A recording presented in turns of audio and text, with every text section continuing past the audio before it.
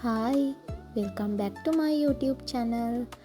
පැය භාගෙන් අමුද්‍රව්‍ය දෙකෙන් මේ වගේ රසම රස ආප්ප හදාගන්න විදිහ තමයි අද මම ඔයාලට කියලා දෙන්නේ. ඉතින් ඉක්මනින්ම ලේසියෙන් ඔයාලට මේක හදාගන්න පුළුවන්. බලමුකෝ අපි මොනවාද ඕන වෙන්නේ කියලා. ඉතින් ඔෆිස් යන වැඩට යන පුංචි බබාලා ඉන්න ඔයාලට මේක ඉතාම ඉක්මනින් හදාගන්න පුළුවන් රෙසිපි එකක්. මේ තියෙන්නේ ඕන කරන අමුද්‍රව්‍ය ටික. මං ඉතින් අද කඩේ තියෙන ආප්ප පිටි තමයි අරගෙන තියෙන්නේ. එතකොට ඉතින් ඉක්මනට හදාගන්න පුළුවන්. ආප්ප පිටි ග්‍රෑම් 200ක් අරන් තියෙනවා. උකු පොල් කිරි මිටි කිරි මිලිලීටර් 140ක් අරගෙන තියෙනවා.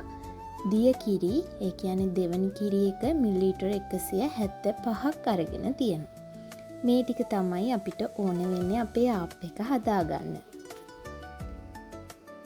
දැන් මම භාජනයක් අරගෙන ඒකට අපේ ආප්ප පිටි ටික එකතු කරගන්නවා.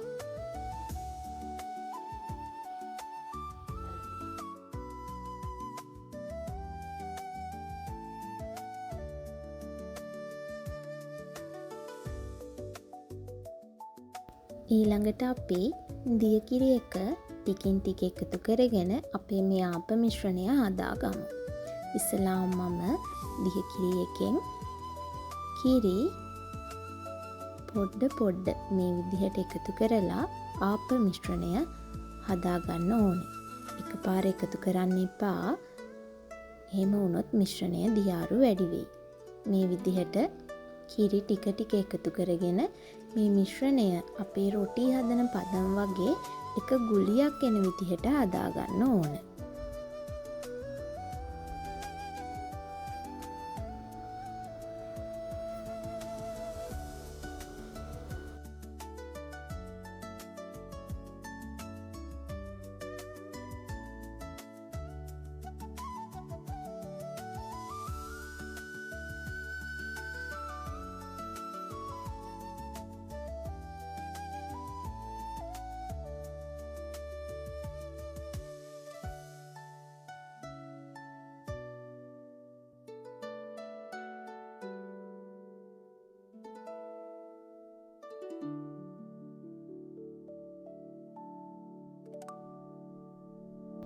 ඔන්න දැන් අපේ මිශ්‍රණය හරි පදමට ඒගෙන එන්නේ.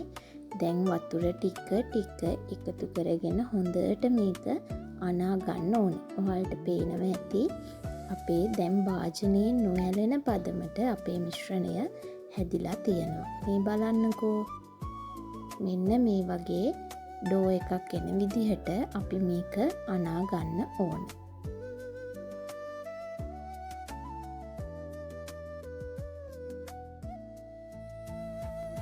මේ බලන්නකෝ.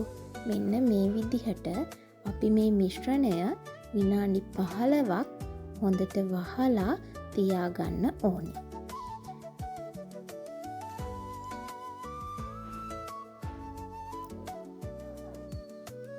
දැන් ඉතින් විනාඩි 15කින් පස්සේ මම අපේ මිශ්‍රණය බැලුවා. මෙන්න මේ විදිහට තමයි තියෙන්නේ.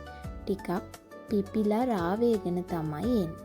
දැන් අපි මේකට අපි ඉස්සෙල්ලා හදාගත්ත උකු පොල් කිරි එකතු කරගන්න ඕනේ. උකු පොල් කිරි ටික එකතු කරගෙන අපි මේ මිශ්‍රණය හොඳින් කලවම් කරගන්න ඕනේ. මෙන්න මේ විදිහට ටික එකතු කරගෙන අපේ මිශ්‍රණය හොඳට කලවම් කරගන්න ඕනේ.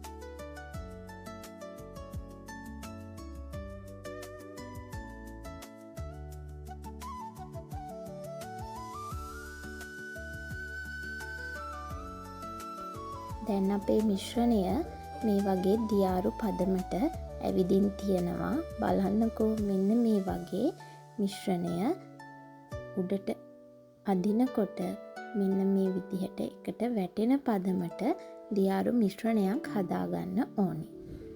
දැන් අපි මේක නැවතත් විනාඩි 15ක් පිපෙන්න තියාගන්නවා.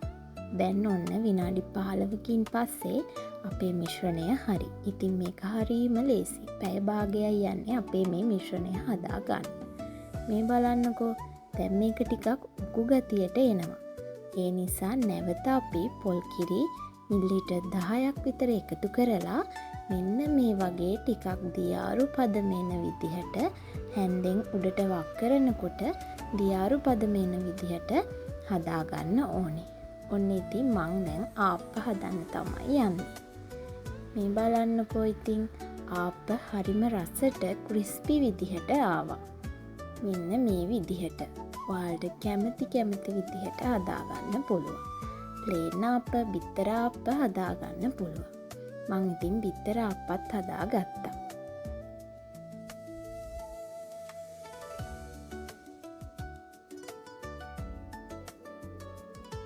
මේ බලන්නකෝ හරීම රස පාටයි.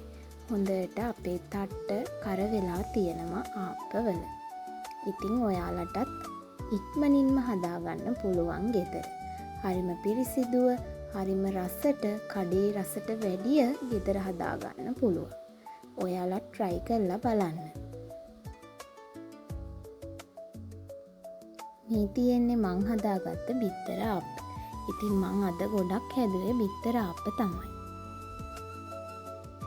සාමාන්‍යයෙන් පිටි ග්‍රෑම් 200කින් බිත්තර ආප්ප 10ක් හදාගන්න පුළුවන්.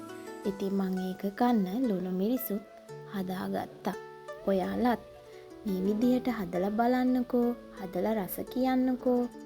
ඉතින් තවත් දවසක මේ වගේ රසම රස රෙසිපි එකක් අරගෙන හමු වෙමු. මාත් එක්ක එකතු වෙලා ඉන්න ඔයාලට ගොඩක් ආදරේ. බොහොම ස්තුතියි. මගේ channel එක subscribe කරලා bell icon එකත් click කරන්න.